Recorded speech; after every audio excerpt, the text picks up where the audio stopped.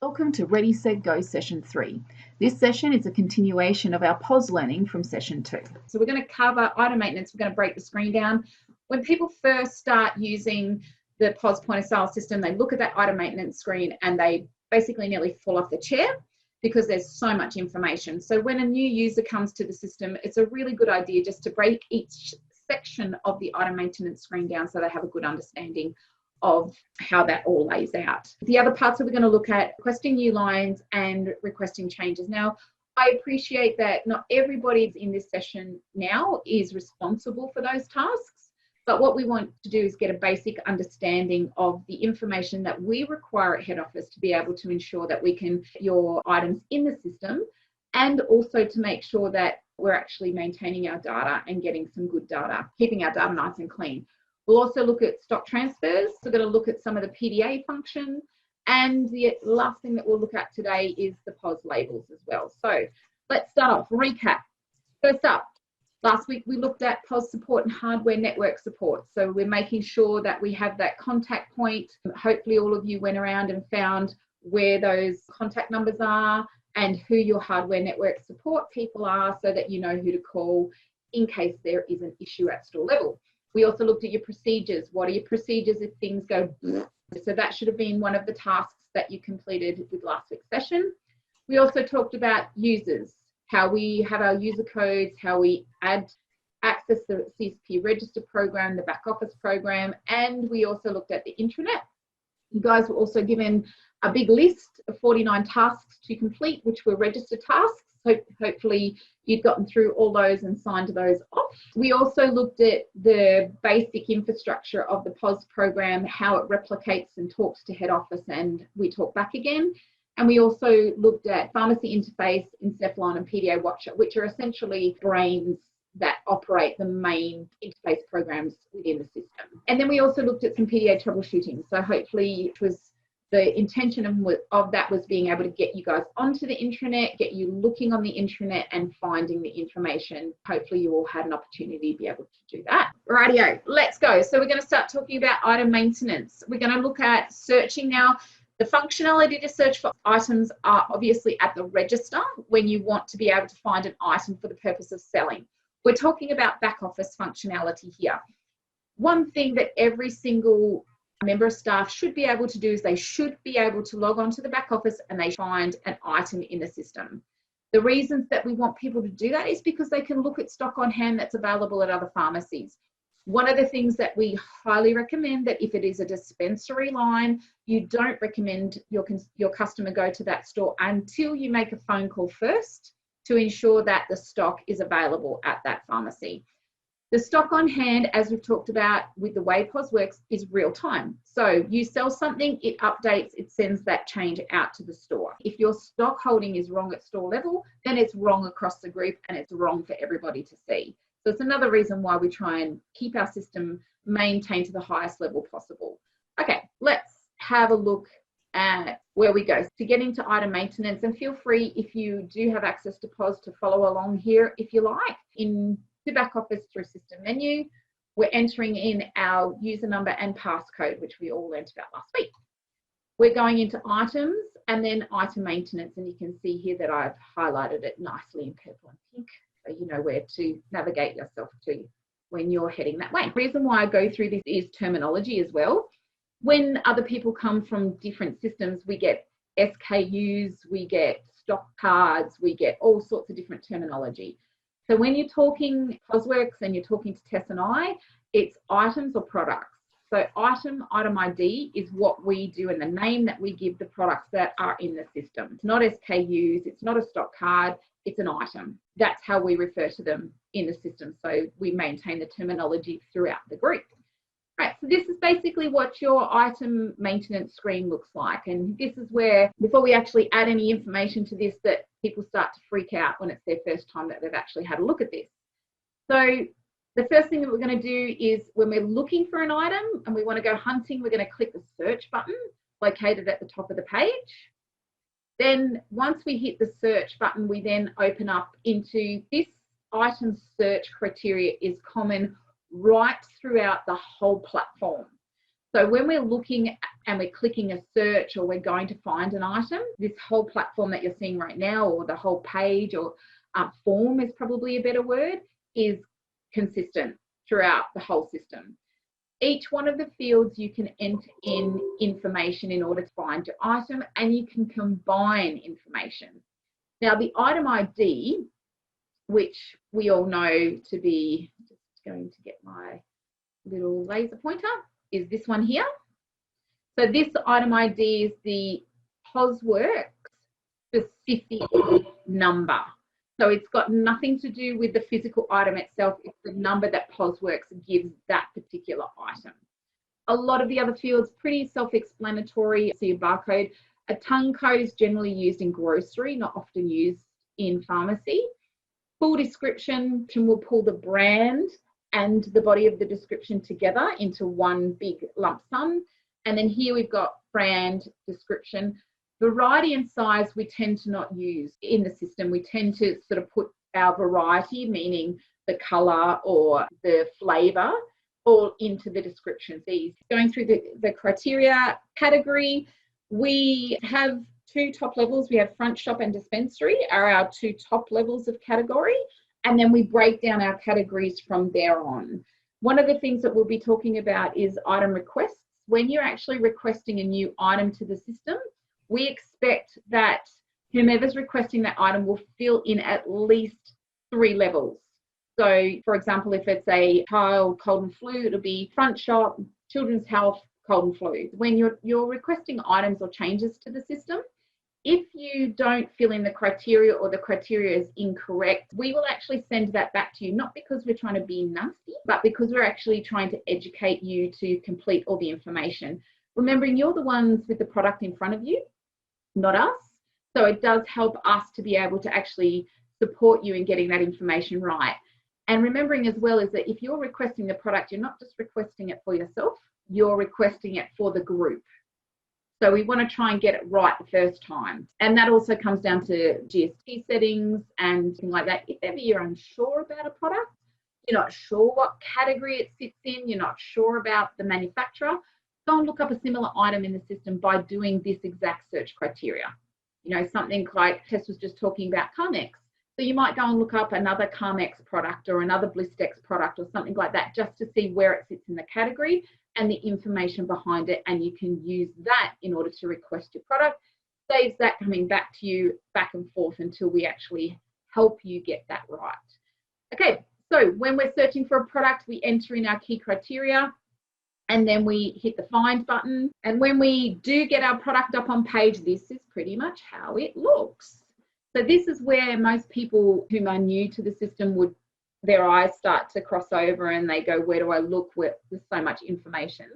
But ultimately what we're going to start doing is when we're coaching people through item maintenance, we break it down into buckets.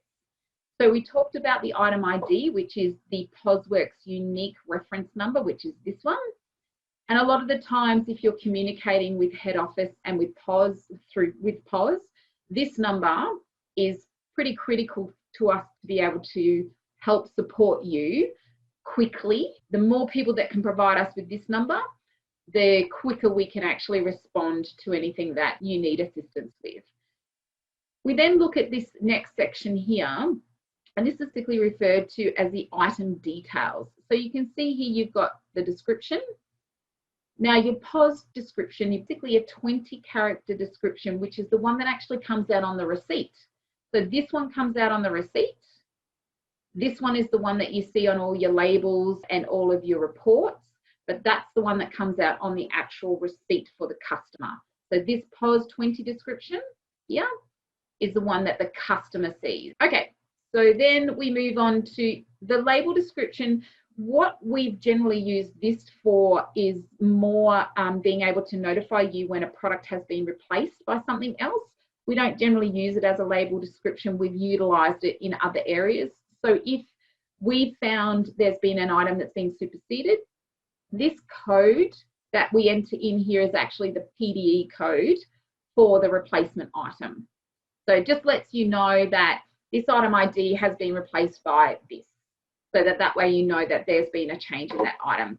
And here's the categories, and we had a big chat about the categories. This information here, pretty critical for us to get right, not only to help support us when it comes to our reporting, when it comes to how your items are actually selling inside of a category, but also from an accounting perspective as well.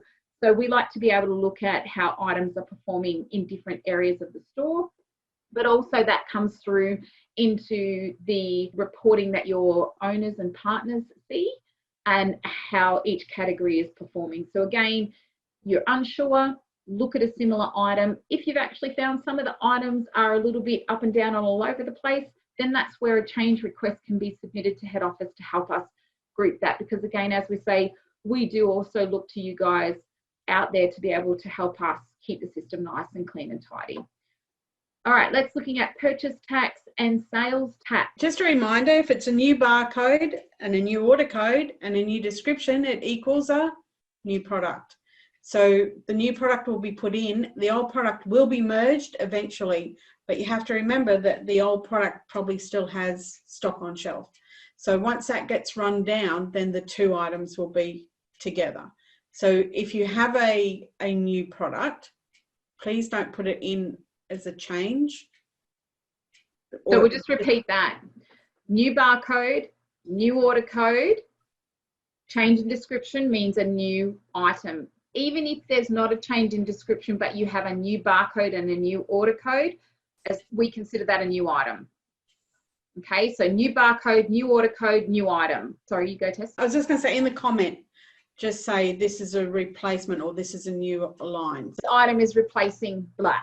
Correct. Sorry, yeah. And item ID would be awesome. Yeah.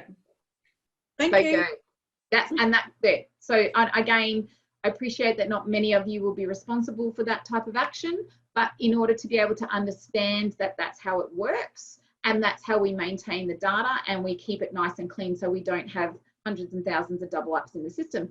Hence why we have one point of entry into POS and not every store gets freedom to be able to enter their own items, because you could probably understand how everybody has their own interpretations and how that can become quite messy. And we even see it when there is one entry point through us. We still see that people have their own interpretations of how an item should look and feel in the system. Okay, so coming into the GST area, which is this part here, just getting an understanding here that purchase tax and sales tax. So purchase tax is a tax that we as a business pay. Sales tax is the tax that the customer pays. So if I just use the dispensary as an example, 99.99999% of products that are sitting in the dispensary that are dispensed, we will pay GST, so you'll get purchase tax. So as a business, we will pay tax, but the customer will not pay tax because they are GST exempt. So when you look at your invoices that come in from your suppliers, you need to identify if that particular item is tax-free to the consumer, or if it's tax-free both ways, or we get taxed on it and the consumer gets taxed on it as well. Appreciate that not everyone's responsible for that, but understanding those fields is quite critical. Getting that wrong also means we get that wrong when it goes through to the accounts team. And then we end up paying too much tax or we don't pay enough tax. So we want to make sure that's right. When we send back your requests, because we can see that the GST is incorrect, not because we're being nasty and mean, it's that we're actually wanting you to go back and have a look at it for educational purposes so that we can coach and train you to be able to re-look at those ones and that you can get those entries incorrect. So moving right along, retail value we generally don't use. In some cases, we would put the retail value in. At one particular stage, we were entering the RRP supplied to us by Blackmores, even though we have our own head office pricing. But if you do see a price there, generally that indicates that that price has been set by the suppliers of the product, not something we set. If we upload it, not regularly, we don't do that regularly, but that's where the price comes from. It comes from the recommended retailing price from the wholesaler or the manufacturer. The brands, Okay, brand is something that we're really trying to push to make sure that we actually have branding on all of our products as much as possible. We sort of do have an exception to the rule where there's ones, we tend to not put branding on it unless it's a high volume line. If it's a high volume line, we will put a brand on it because otherwise it impacts in the other category in reporting. When you're looking at items or requesting items to be added into the system, we would ask that you identify the brand. If you know that it's a well-known product, you can, in your comments, request that the brand be added to the product, and we can do that for you if the brand doesn't already exist in the system. So when you're adding the item, in the comments section, you can say, please add brand, blah, blah, blah, and we can add the brand if the brand doesn't already exist. Manufacturer. So basically what you're looking at is the maker of the product. If the product is coming from a agent or representative, for example, Reckitt Benckiser, Bayer, that's we will enter those into that field there, because that then helps you guys if you're wanting to be able to do an order against key pharmaceuticals. You can do an item search by going back to the page we were before, and I might just bear with me for a second. So here you've got your supplier and manufacturer in your item search.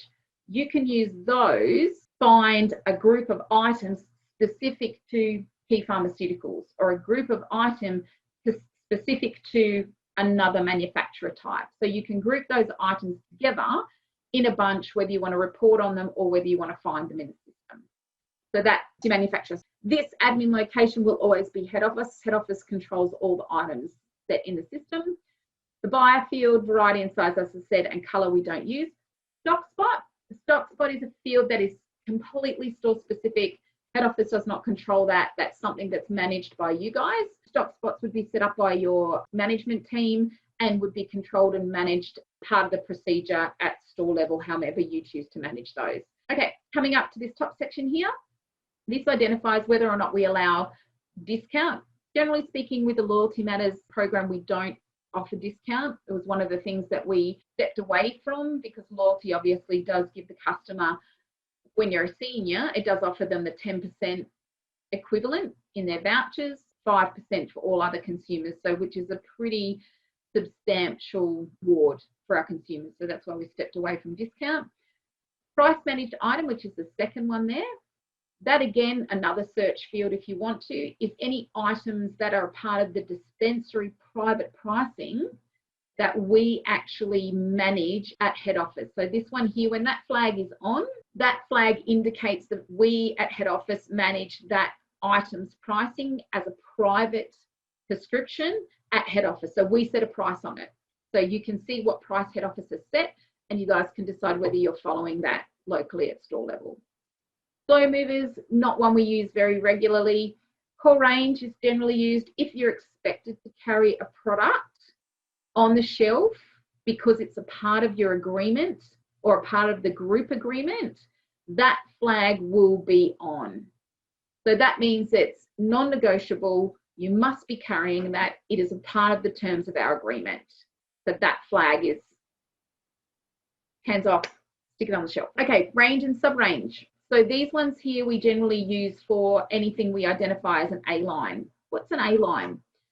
A-lines are products that should haves on the shelves. And I'm just going to bring Tess in on this one because this is a key area for retail operations to explain the difference between A-lines and KVIs for you. So an A-line is something you must have all the time, and you must never ever be out of stock of A-lines. It's a regularly purchased product, it's generally market leader, and you're crazy if you're out of stock of it. So A-lines should also be identified, and you can do that with just a small red dot or a highlighter in the corner of the price ticket, and that indicates to the staff that this product is an A-line and should never be out of stock. If there's no stock there, come and let your manager know. So it's quite important to have A-lines. There's quite a few, and the data is taken from all over. So national data, our data, everything to identify what an A-line is. A KVI is a known value item. So the consumer will generally know roundabout to the dollar or the cents how much that product is actually worth. So if it's a known value item, and you say it's $3 and you try and put $5 on it, you're just shooting yourself in the foot. Same as if it's a known value item for $3 and you try and sell it for $2, you're losing out on $1. So there is a lot of science behind all this. There's a lot of data collection, and we don't just willy-nilly slap the KVI on every product or product that we like. There's no negotiation with any company to have an item identified as A-line or KVI. It is purely based on data. So they have no influence to us to say, can you tag this as a KVI? Okay. So there is a distinct difference between the two. Sometimes A-lines can be a KVI. Sometimes A-lines won't be a KVI. Okay. So there's two distinct things. Your A-lines must be identified and always in stock, and a KVI is a known value item, because we do check that out regularly with all the data from all over. So hopefully that clears up those two for you. Yeah. Yep. Thank you. Yep. Yep. And as Tess indicated there, we actually do now have agreement with Nostradata. We send off our list of KVIs. We actually have two categories of KVI. We have KVI Capital, which is what you can see on the page at the moment. And we also have KVI Hero. Now, your KVI Hero products that are in store, every single one of those should be labelled with our pharmacist recommends, or the other one was everyday low price. So the KVI Heroes should be labelled. I wouldn't label every KVI purely because there is about 700 of them, but the KVI Heroes, there's around about 100, anywhere between 100 and 140. And having those labels up is really critical to your business to be able to make sure that you let the customers know. You can generally, and we will talk a little bit more about labels in minutes, but generally speaking, you're going to want something pretty simple like your 9-up, just to display to the consumer that you actually do have some really good pricing, and they are hot pricing, they're competitive. We look at the industry and we make sure that we sit in the right place for us as a business pricing when it comes to that. And as I said, we do compare that to over, I think it's around about 900 different pharmacies within the sphere of what Nostradata provide for us. So again, head office provides that service for you guys so that you don't have to sit there and you don't have to surf the web to try and find what your competitors are up to. So that covers off your range and sub-range, and that's how we identified those fields. Shelf label and a product label, they just automatically default based on what we set at head office. How do you search the A-lines as a list in POS? Yep. Okay. So do I have to help identify what you don't have tagged as A-line or what you do have tagged as A-line in your store? So when you're looking at your item search, and I'll go back one step, just let me go back. When you're doing an item search, you'll notice here that there are other tabs up the top here. So these other tabs allow you to do a deeper, more criteria type search.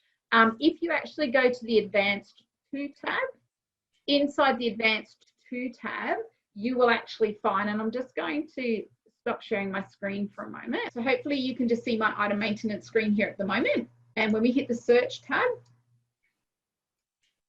you'll notice that there are other, this is basically allowing you to search more criteria. So all the extra tabs do is just different criteria, more criteria. Think of it a bit like a reporting opportunity where you can go in and you can look at stock on hand between -1,000 to 1, or any, like there's a whole heap of different criteria you can use here. With your Advanced 2 tab, you'll see that we actually do identify range and sub-range here. So if you're wanting to identify what A-lines are, and you want to actually look at what you do not currently have stocked as an A-line, you would go show non-stocked lines, where your Advanced 2 is set at A-lines. Now, before you all jump into that one, I would recommend that you start a little bit less, and I would recommend that you start with actually looking at your sub-range. So start looking at the absolute KVI basic products that you should have, and do it that way, where you're going, what KVI products do I not currently carry in my store? And then you would do that where you go non-stock lines, where the advanced tab is KVI here. It just keeps it a little bit condensed, because when you do A-lines, you might get a little bit overwhelmed. So start with that. You do a find on that, and you'll find anything you currently do not have stocked but is tagged as a KVI hero in your list. So non-stocked, tagged as KVI hero. Okay, so I'll just do that again. Non-stocked, tagged as a KVI hero. And then you can also do the same for the KVI capital as well.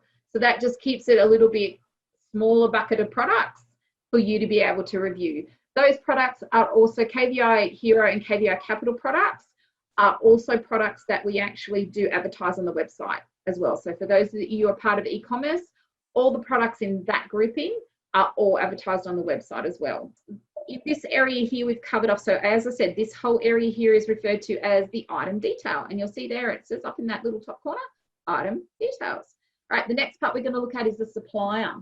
So for every supplier that you would wish to purchase this product from, the supplier must be listed along with the supplier's order code, and it must be marked as active in order for you to be able to purchase that product from that supplier and invoice it into the system. Oh, there is one exception to the rule, and that is gifts and sundries, because they are a very small portion of our business. So therefore, you can actually invoice gifts and sundries into the system without necessarily having to have the supplier listed, but that's the only exception to the rule. The flag here, that indicates that this particular supplier has been nominated as the main supplier, so the preferred supplier in whom you should be ordering this item from.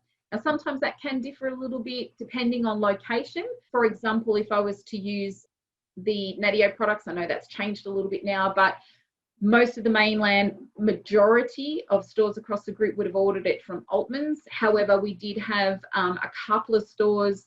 Albury would get theirs from TriPoint, whilst we indicate that. So again, from us, because it's a global system, it's majority rules. So if majority of the stores would get, we would say that's the best purchase price and also the best place to get it from. That's how we control the system. Okay, next part, barcode. Barcode, barcode, barcode, barcode. Barcode is again, a really unique, and what we try not to do is try not to have products in the system without a barcode, because that ends up causing double ups. We also try to make sure that we maintain the barcode as consistently as we can with regards to keeping it updated if there is a change to a barcode without any other change to the product. So definitely barcode it also is what links the product when you're scanning through to the system. It's also what is the primary link between the dispensary and POS as well. So the barcode is critical. This little flag here indicates that this is the main barcode. So if there's a few barcodes sitting in there, that's the main barcode. That will be the barcode that will print out on your label or ticket when you're putting it out on the shelf. So that's what the tick there means. Okay, next section, location. So this top part here indicates your store. It indicates the current cost of the product, and it also looks at what you're currently selling the product for. In a situation where you are selling the product for more than what head office is selling it for, then you will find yourself sitting in the green zone, which means your price is higher. So this product here, this color here would be green. If your product is less than the recommended head office sell price, your price will be red. And if you are selling the product at the same price, but you have your own price on it, so you have a local store price, then it will be bold black. If you're following head office pricing and you don't have any of your own pricing on it, then it will be exactly the same color, no difference. So I'll just repeat that again. Red indicates that you are selling lower, like woo, woo, woo, you're lower than the head office recommended retail pricing for that product. If you're green, you're higher than the recommended retailing price of that we have set at head office. If you're black and bold, it means that you're currently using your own price, but you match the head office price. And if you're the same, exactly the same color, no difference, it means that you're following head office pricing. Hopefully that makes sense. So head office pricing, we set pricing levels. A number of stores follow those pricing levels. You do have the option to use your own pricing at store level, but however, you are completely responsible for maintaining that pricing should you choose to do that. So again, just more workload for you guys if that's what you choose to do. Okay, the next part is the stock. So this is probably a really critical part for all of the staff to understand, where they can look at the current stock on hand of an item and they can see what's going on. So we want to be able to identify that the item is actually stocked in store. We want to see what the stock on hand is. We want to know if there's any scripts on hold, scripts that are still sitting in the hold pool that haven't actually been sold as yet. Then you've got your on order. So that indicates that there's a purchase order that has been sent but not processed yet. So you have stock on order. So that's coming into the store. The other areas that we also want to be able to look at as well is the average and last cost. So remembering, whenever we're transferring stock out to another pharmacy, it will go out at last cost. So it will go out at this cost, not average. Okay, so that's what we do when we transfer stock out. All right, and the last part is obviously looking at everything that's going on across the group. And this is what I mentioned at the start. So if your stock on hand is incorrect, if your pricing is incorrect, if your rate of sale is skew-iffy, then guess what? The world gets to see. So here's where you actually can see all the other stores, their stock on hand. And if you're looking for a product for a customer, you don't necessarily have to just blanket out an email across the whole group and say, hey, has anyone got any of these? What you can do is you can come to item maintenance, you can search for the item, and you can have a look and see what stores have currently got stock on hand and what their rate of sale is. The rule of thumb across the group is the higher volume of stock and the lowest amount of rate of sale is the first store that you're going to call. So if they've got lots of stock and their rate of sale is really low, so rate of sale is the indication of how many units they sell per week. So each week, how many units they sell. So if we were to look at this current listing here, and let's say we just take these first groups of stores, we can see that Monara have 5 and they have sold none. So they're holding 5 units and they've got none. Of course, yes, we highly recommend that if there's stores closer to you or you have a sister store, that they might be an easier store for you to actually communicate with and get stock from. You may not necessarily want to be able to pull stock from Tasmania if you can potentially get it from Chisholm if you're at Waniasa, for example. So yes, look at your location, but highly recommend that if a store has 2 left and their rate of sale is 20 a week, and you try to get stock off them, they're going to turn around and say, I'm sorry, can't help you. We've only got 2 left. And we sell 20 a week. So really look at who's got a certain volume of stock and they've got a low rate of sale. So that's another one to look at when you're looking for stores. So again, highly recommended. Don't send out the blanket email.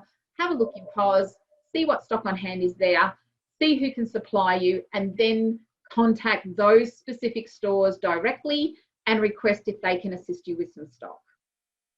If then no one can, go hard on the blanket email, but that's a way more efficient way of being able to actually communicate and also make sure that you don't have 400 stores coming back to you. No, we have that many. All saying, yeah, I can supply you. Have a look first. Okay. And that's another reason why we introduce the item maintenance screen to all new staff members so that they actually can be empowered to have a look at the system and know what they're actually looking at as well. So we had a quick chat about requesting new lines. Totally appreciate that this particular function would be designated by selected people in your pharmacy. Not everyone will do this. Generally is your POS person, your POS backup person, or people who manage your stock control. So I will remind you that when you are requesting new lines or changes, that we do ask you to be super vigilant with the information that you're supplying us, and that you look at the products, because when you're requesting on behalf of the group. We don't have the product in front of us, you guys do. So it really helps us if you get that information right the first time. If you are unsure, go and look up a like item. If you're really, really unsure, then do your best. And we definitely vet it at our end as well. But if you guys get it right first time, it saves us mountains of work being back and forward and also making changes to the request as well. Gets them through a lot quicker. Okay, so that gives you the item maintenance screen. Nice quick overview. Your task with item maintenance is demonstrate your ability for each of the sections in item maintenance. When I give you your notes for today, there'll be 4 sections on the sheet, and you just need to describe each of the sections. So we basically looked at that item details field. Just give a brief description of the content of what that holds. We looked at the supplier. What's that? We looked at the barcode. So just so that you've got a little bit of a dot point on what the item screen is and what each of the areas contain. So that's task number 1. All right, moving right along, we're going to start looking at stock transfers now. Again, another task that all staff members should be able to complete. It shouldn't be left up to one person, shouldn't be put in a box, should be actioned right there at that time and managed straight away. So again, encourage everyone to be able to learn how to do this particular process. On the intranet, there is a little video. I'm going to play that for you guys now. It only goes for a minute or so that you can have a look and see for yourself. So this is the old skin. So for those of you that are unfamiliar with the old skin, the concept is exactly the same in your system menu. It's a nice, easy one to find. It's not something done at the register. You'd start off with your location and then you're indicating the target location. So where the actual transfer is going. Here's where you can enter in your either your item ID, order code or barcode along with quantity. And again, if you need to do a search for a product, we talked about the search criteria before, where you can find a product you need, double click on it and you can add it in. And as I mentioned before, the cost that goes out to the stores is last cost. However, if at any time you need to change that cost, because let's say you've invoiced something else and it has overridden the cost, you can go in and change the cost that you're sending the product out to another pharmacy. My recommendation is that if it's an intra-group stock transfer, so you're actually sending the stock through to another Capital Chemist pharmacy, you leave the cost at last cost. However, if you are transferring stock to a non-Capital Chemist pharmacy, I would recommend that you transfer it out at list price.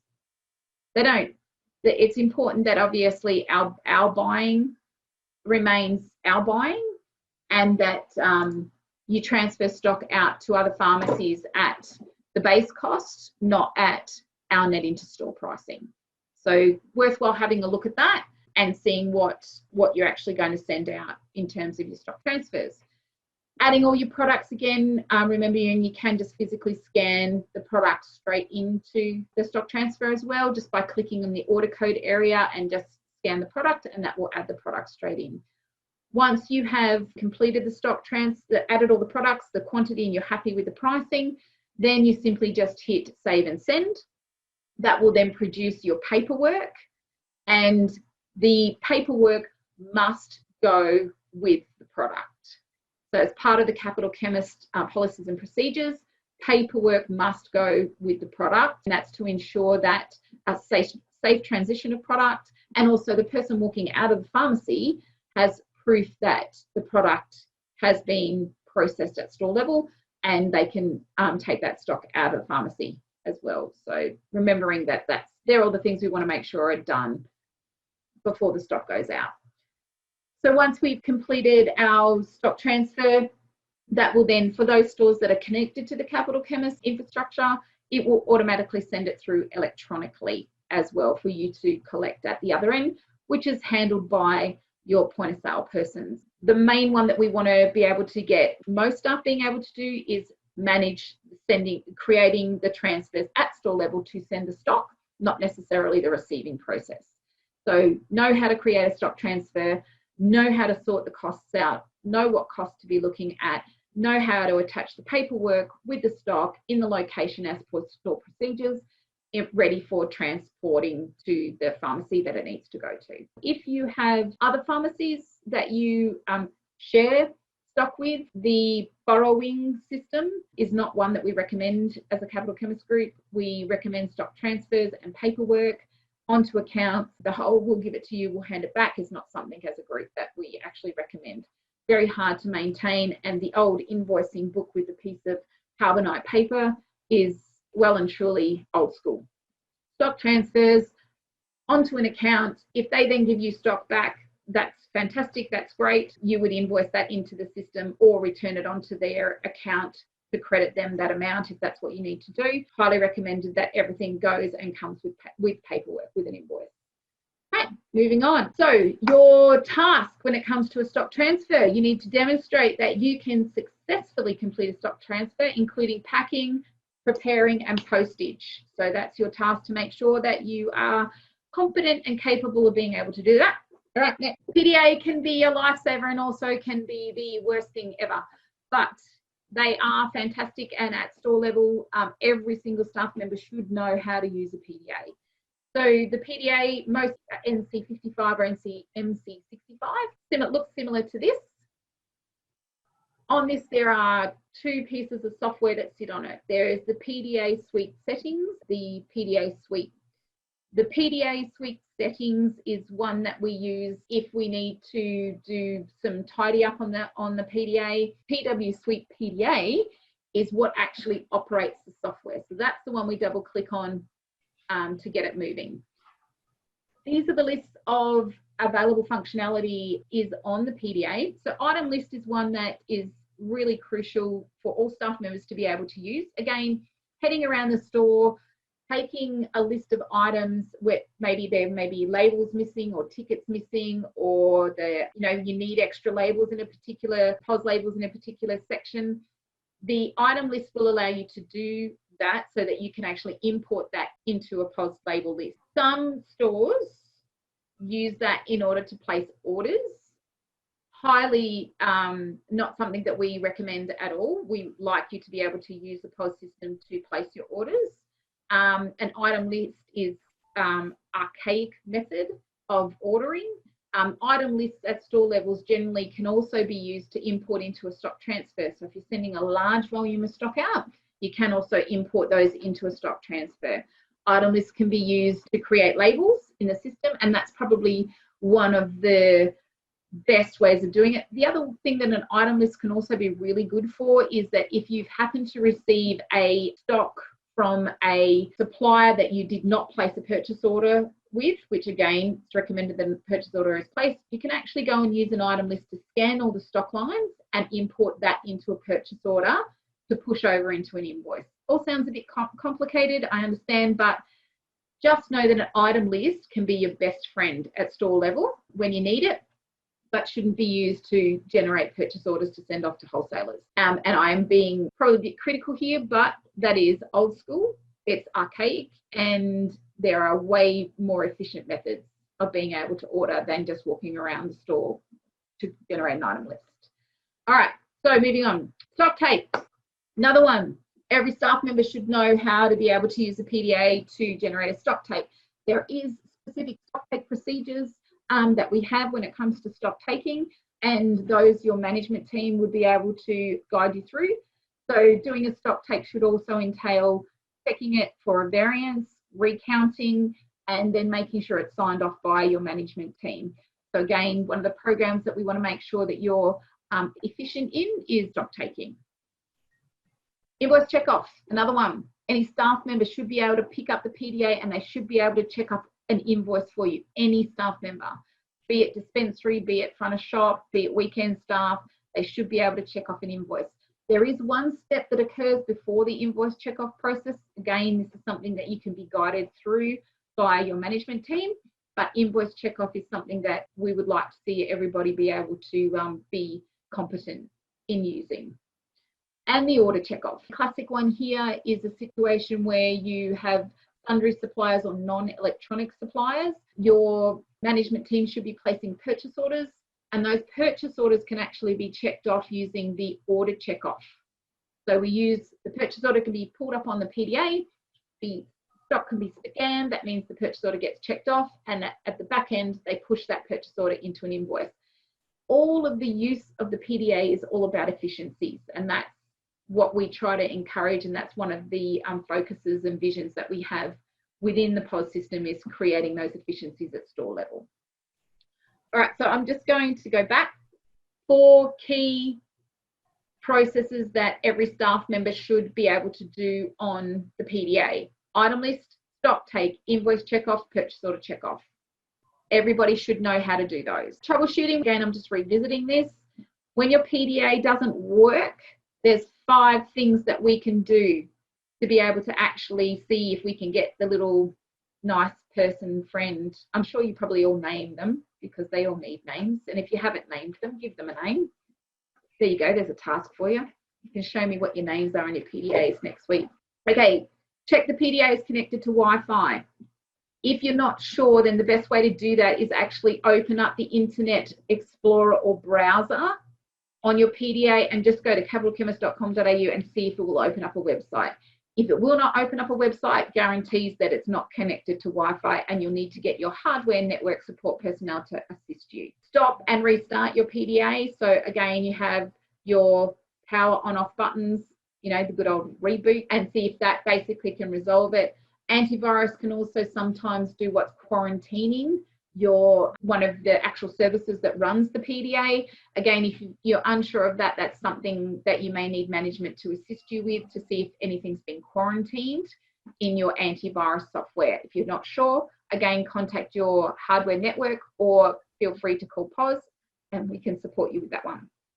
And also check and make sure that the PDA is communicating with the server, and you go through that by the instructions, which you all should have jumped onto the intranet, and you should have downloaded those in how to actually check for communication and also how to run a clean update on your PDA. So that's your troubleshooting. So they're good ones for your weekend staff to know, so that weekend guys don't need to contact their management or contact their owners in order to be able to get some assistance with the PDA. Everyone should know how to do those 5 basic things. Okay. Next, so there you go. So start task 3, demonstrate your ability to successfully complete the following 4, the 4 key: stock take, item list, invoice checkoff, order checkoff. So we want to make sure we can do those. POS labels. All right. Another thing that every staff member should be able to do is print off a label. There is nothing worse than on a Saturday we've got a section without any tickets. No one in the store knows how to print off a label and stick it on the shelf. It's not hard and anyone can do it. Again, from system menu, we log in using our user number and password because we already know, as security for Capital Chemist, we don't use anybody else's access, do we? Items and label printing. That was my attempt at humour.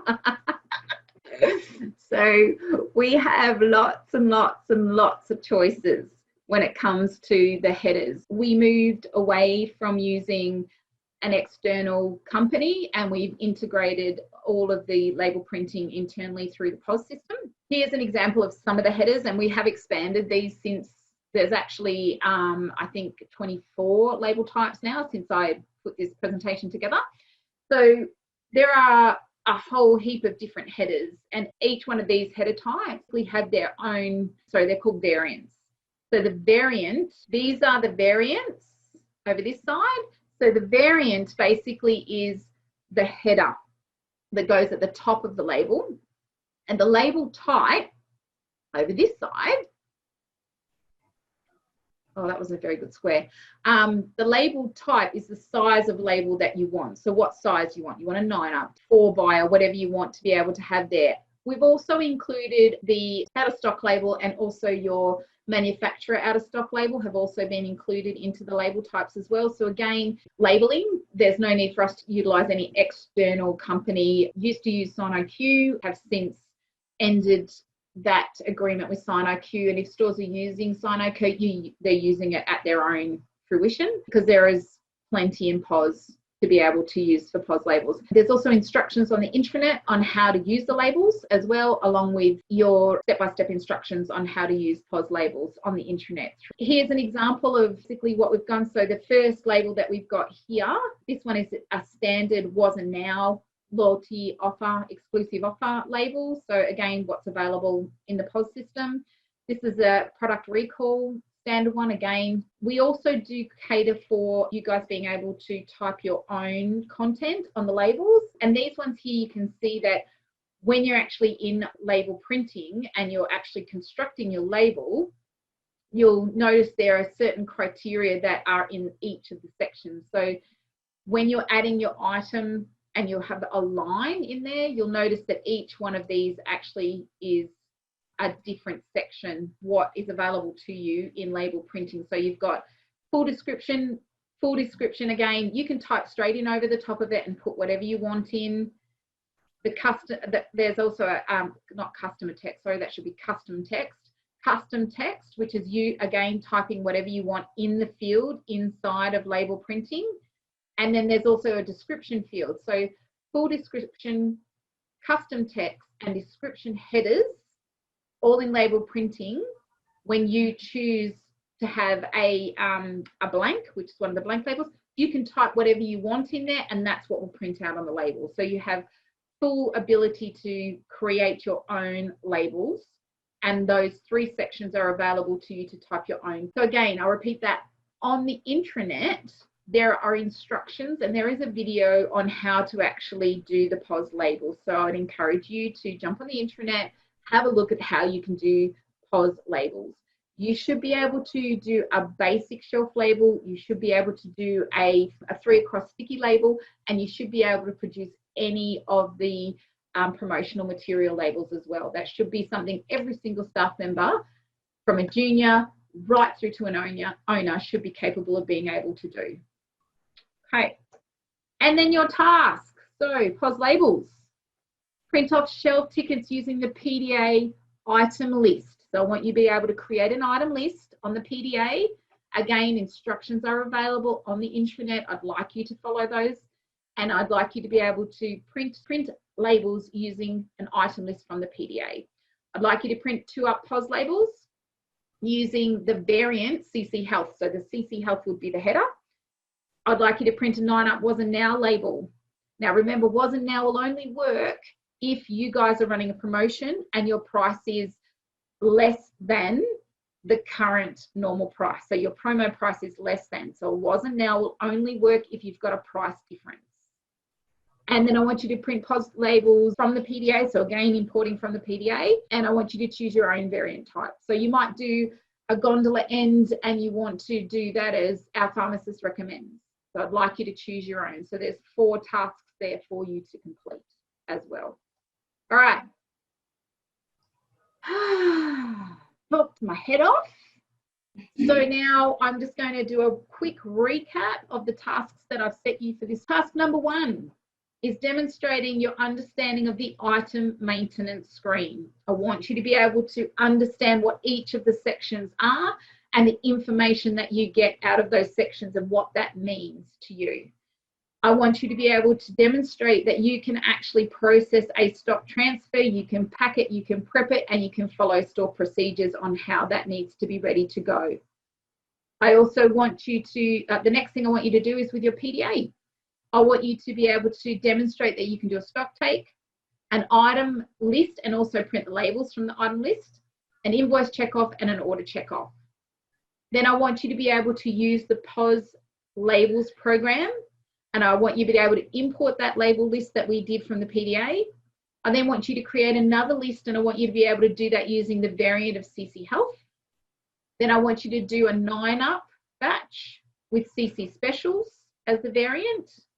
And then I want you to be able to create a label batch of your own and be able to do that competently and be able to get that all nailed down. That is it for me today.